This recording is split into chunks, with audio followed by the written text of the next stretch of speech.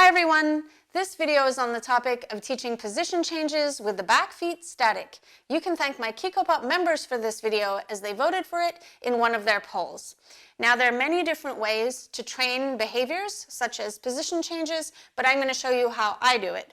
Now the first step is obviously working on a down, a sit, and a stand with duration. So you're reinforcing the dog for staying in those positions without moving their feet. That's going to be very helpful when then training the dog to get from one position into the other without shuffling their feet. So another thing that you want to keep in mind is the dog's body. See how he's kind of flipped his hips over and he's in a nice calm settle. You want to make sure that your dog's body is symmetrical on both sides when doing this exercise, and that's one of the reasons why I like to hold treats in both of my hands to lure the dog. So I'm not even going to worry about marking like with a clicker or saying yes or good yet. I'm just going to practice my luring skills.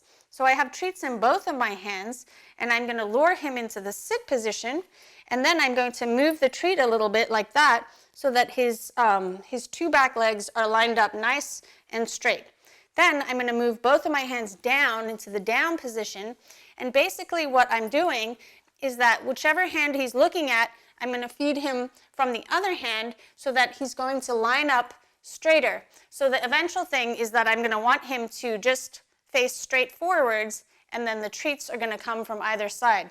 So another exercise you can practice before doing this game is that eye contact exercise that most dog trainers know about, where you ask for eye contact with the distraction of holding treats in both of your hands. Good. But don't worry if your dog is focusing on one of your hands during this luring exercise, because what is going to happen is you're just going to feed with the opposite hand so that it will line your dog straight up again. Are you ready? So I'm going to ask him to sit, and I'm going to move both of my hands up like this, and then feed from the opposite hand that he's focused on. If he's focused straight ahead, I'm going to feed him straight ahead like that. Good job. So going from the down into the stand, you move the treats up at a diagonal like this, and then to get the dog back into the position, you move the treats into the dog like that.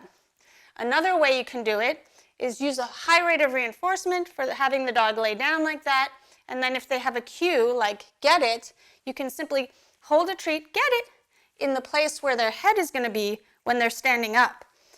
So most people would think their head would be here, but their head is actually going to be here.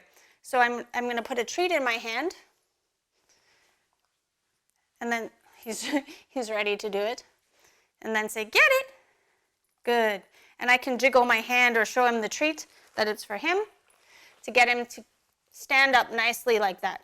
Another thing, if your dog is comfortable with you touching their feet, it can be helpful to get them to start out in the right position to be standing. If your dog's legs are far forwards like this, it's going to be really, sorry, Halo, it's going to be really hard for them to shuffle back into the sit. So if you want a nice clean bounce into the sit like that, if your dog's overextended his arms, he's going to have to struggle to get up into the sit and also struggle to get up into the standing position.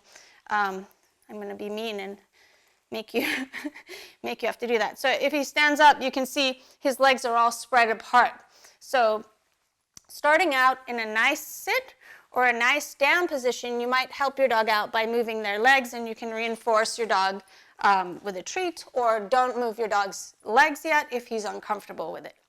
So there he's nice and lined up straight. If he flipped his hips, I could just feed him a treat like this to line him up again. And now I'm going to work on him going from the down into the stand. Get it? Awesome. Now I'm going to work on him going from the stand into the sit. So I'm going to hold two treats and move them back like that, back and up at a diagonal. And then to have him come forwards back into the stand, I'm going to move them forwards in a diagonal downwards. Pop. Awesome. Sit. Pop. Good. Sit. Pop. Awesome. Sit. Pop. Awesome. Down. Up. Sit. Pop. Good. Sit. Pop. Good. Sit. Down. During this training, you want to be extremely unpredictable about when you reinforce. If you ask your dog to down, then feed, then stand, then feed, then sit, then feed, then come forwards into the stand position and feed, and every position change you give a treat, what can happen is that when you stop giving the treats, the dog can get confused and feel like they got something wrong, or they can start to offer the next behavior. So if your dog misses the treat in the stand, they might offer sitting or downing to see if that will get the treat faster. So what you need to do is not only ask for the position changes without giving any treats in between like this, but also down. Mark and reinforce your dog for staying in the positions for long durations with a high level of reinforcement during these position changes. So now he's in the down and he's staying in the down even though I haven't said anything. Halo up. Awesome. And now I'm going to feed him for standing. And he's thinking to sit because we did a whole bunch of position changes. And that's fine. So when you start to see a problem like the dog staying in the position and not moving, you need to focus on the position changes part of this behavior. But if you see that if you ask your dog to stand, halo up, and then your dog starts to change positions from the standing position because he thinks he's supposed to, then what you need to go back and work on is the duration of just staying in one position. So if you notice that specifically, every time you ask your dog to stand, they suddenly lay down within a second, then every time you get to the standing position, I would work on it a lot with duration like this, and then go back to the different position changes. Down. Poor guy. I'm not saying his verbal cues, so he's not sure if he's supposed to bow or whatever. Pop. Awesome. Down. Up. Down. Sit. Pop. Good boy. Down. Good. Up. Good. A lot of trainers utilize props to train precise position changes. The prop that I have here is simply a $6 little tray to put your shoes on that I got from IKEA, and then I stuck some non-slip surface on the tray, and then I've also put something underneath so that it sticks to the carpet and doesn't slip around. But to get that precise position change from a sit to a stand where the front feet are moving symmetrically, I'm going to have her sit so that her front feet are just on the tray like this, and then I'm going to ask her to get it so that she pops forwards to get the treat like this, and then I'm going to ask her to sit again so that her front feet both go onto the tray. And she's already practiced this, so at first it won't be so smooth looking. You're going to have to really build that concept and mark and reinforce for both of the front feet going back onto the tray like that. Are you ready, Wish? Get it. Good. Sit. Good. Pop. Awesome. Sit. Good. Pop. Good job. Sit. Pop. Awesome. Sit. Pop. Good. I suggest working on the position changes with accuracy in calm, slow movements using food, and then when the dog has understanding of getting into the different positions, you can build speed and enthusiasm using toys. Sit, down, sit, get it. Good. Twirl, get it.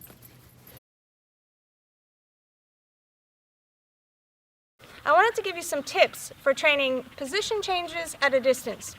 I think it's really important to teach the dog the concept of staying further away from you first before adding something precise like keep your feet in exactly the same position and move your body around while staying out.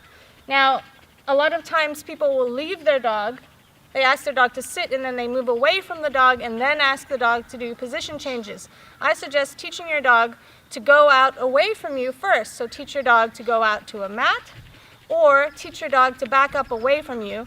And then my favorite exercises to work on first is teaching the dog to back away and spin in a circle left and right. And once you can get to the point where your dog can spin and not move forwards towards you, then you can start thinking about asking your dog for something precise like moving from a down to a stand without taking a step forwards towards you. Are you ready, Wishy? Here we go. Woo! Woo! Good girl. Drop. Back up. Twirl. Back. Spin. Back. Twirl. Back. Spin. Get it. Back up. Twirl. See how she stayed in the same position? Now I'm pretty sure that she's going to be able to change positions without inching forwards. Are you ready? Wish, sit. Good. Ready? And she's anticipating the reward going behind her. So as soon as I was ready to throw it, she was backing away from me rather than running forwards towards me. Another tip is holding the food or the toy in a way that looks like you're going to throw it behind the dog, as well as using exaggerated movements at first to set your dog up for success.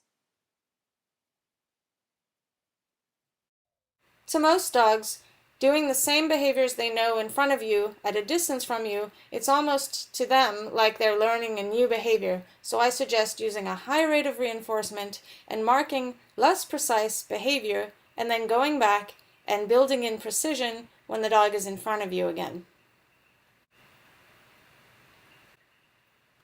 Most trainers like to use food first to initially train a behavior and then add toys to get speed and enthusiasm. I suggest working on a soft surface if you're going to have your dog change positions fast so that they don't hurt themselves.